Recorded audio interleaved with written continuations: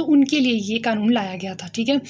तो जैसे कि एक गांव हमारा है, एक गांव सपोज करिए हमारा है रामपुर, ओके।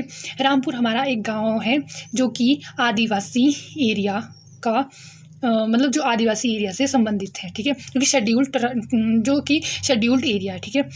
तो रामपुर में सरकार जो है वो माइनिंग कंपनी को उनको आदेश देती है कि वो वहाँ पे माइनिंग करे, ठीक है।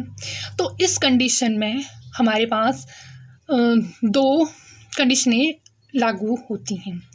जैसे कि जब पैसा एक्ट नहीं था तो उसके अकॉर्डिंग मैं अगर बात करूं तो सरकार जो है वो माइनिंग कंपनी को आदेश देती और वो माइनिंग कंपनी वहाँ के लोगों की परमिशन के बगैर वहाँ पे माइनिंग करती।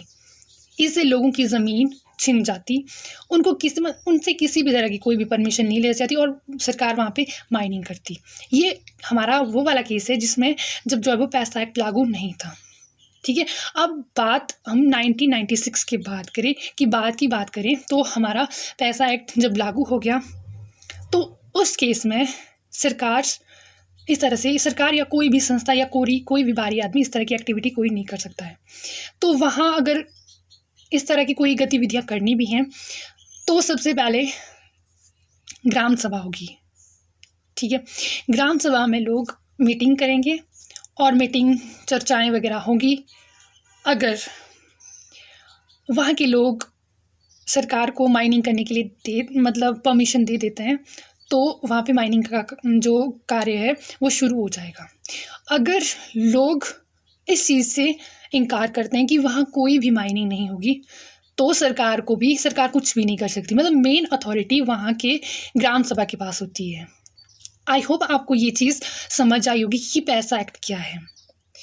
अगर मैं आपको डिस्क्रिप्शन में थोड़ा सा अगर आपको मैं बताऊं कि जो हमारा पैसा एक्ट है इसमें जो मेनली गांव वालों की परमिशन ली जाती है, जो शेड्यूल्ड एरिया से संबंधित होते हैं, सिर्फ वहीं पे ही ये एक्ट लागू है, ठीक है।